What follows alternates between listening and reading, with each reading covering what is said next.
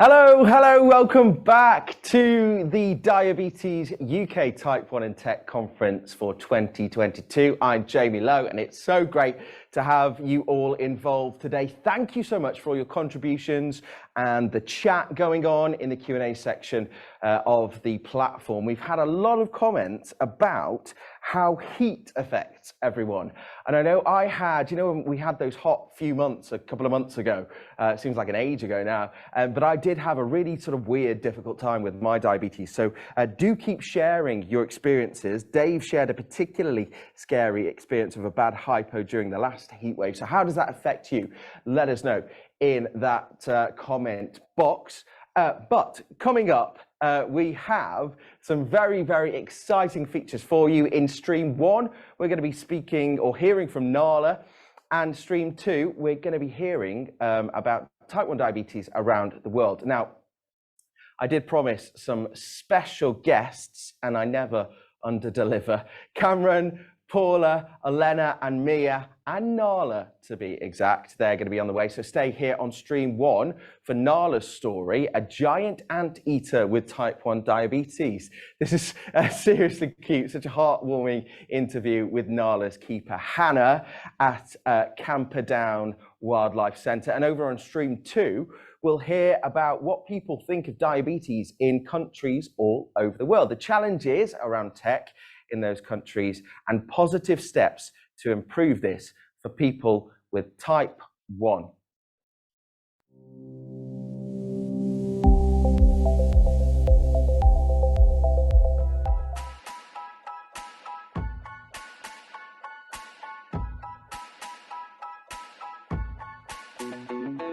So this is Nala. She's just eating her lunch at the moment. She's been here since the 30th of June, and since she's arrived, she's settled in really well, really quickly. She's the only giant anteater in the world that we know of that's been diagnosed with type 1 diabetes.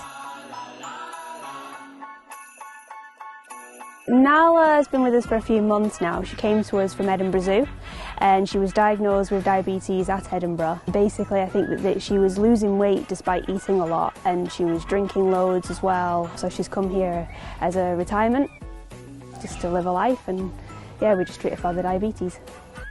She wears a Dexcom sensor, which measures her blood glucose, so we all get notifications on our phones all the time. So if she goes really low, someone can come in and check her. We're always monitoring that. So the white sticky part that you see is a sensor, and that gets changed every 10 days, and that monitors the blood sugar. That then sends a message to the transmitter, which is the grey bit in the middle, which then sends a message over Bluetooth to her phone that will say what level she's at and show the graph. And then the people that are following that gets sent to that following app from the Wi-Fi, so we can all kind of follow it in sort of real time. I mean, not many anteaters have their own phone and broadband hub, so she's living the life. She's up there.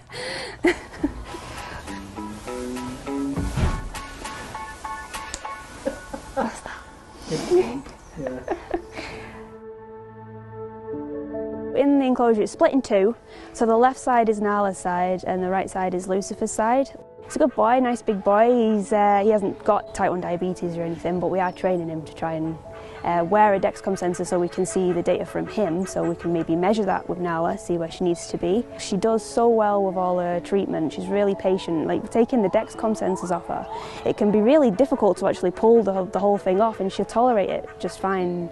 Getting injected as well, she'll stand for it really well. She does really well with that. She's very messy. She likes to fling a dish around everywhere, so there's always food everywhere. There's a lot of cleaning to do with her, but she's lovely. She's really nice-natured. We just want to monitor how much she's eating, and every day, obviously with the diabetes, we want to keep the levels up to a certain sort of standard.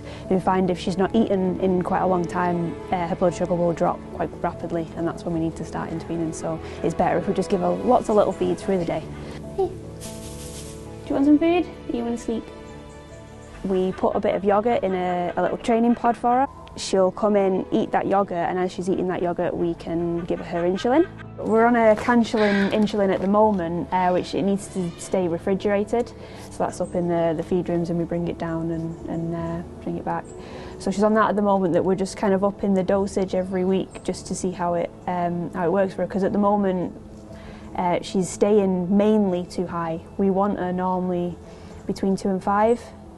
And sometimes she's sort of staying level with that, but then she's like spiking all the way up to 14 and then coming all the way back down again. So we're just kind of measure that at the moment. So this is her phone on the Dexcom app at the moment. Just come down a bit.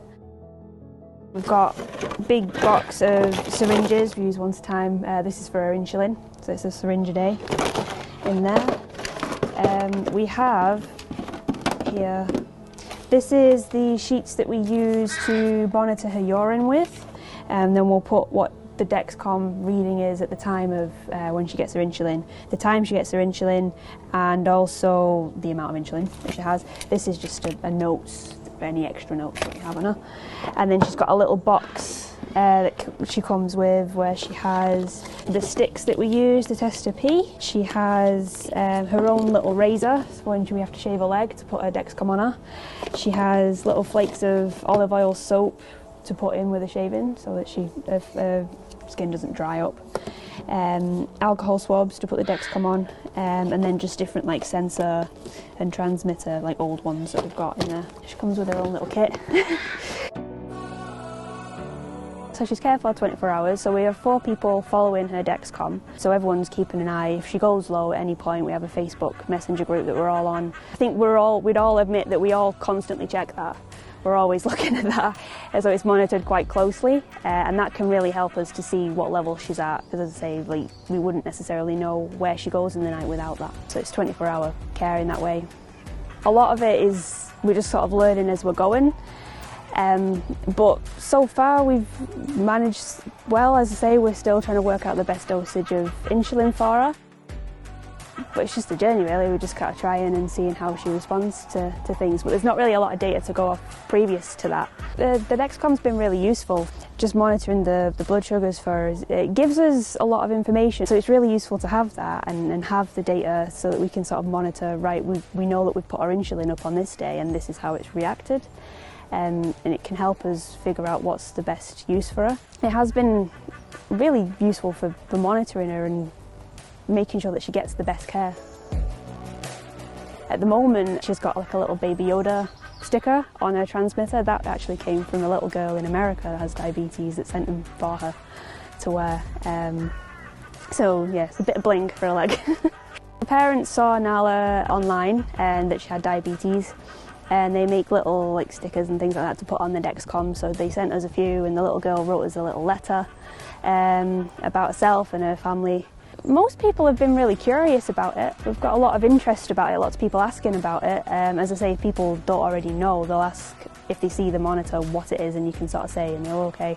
I've actually had people that have been wearing not necessarily a Dexcom monitor, but a similar like monitor for diabetes, and when I've said, yeah, that's for diabetes, they've gone like, oh, I'm wearing one of them. And I think there's a kind of understanding there, you know, it kind of speaks to people in that way. And just as anteaters, they've been really popular. I think they're quite a strange looking animal, they're quite a weird animal, so everyone's really interested in that as well, you know, just actually seeing an anteater. She's a lovely anteater as well, so it's nice to get to know her on a personal level and sort of work with her in that way. Sometimes I will admit it can be a little bit stressful, but on the whole, you know, it's what it is really. It's interesting, it's fun, and it's lovely to really see her sort of thrive.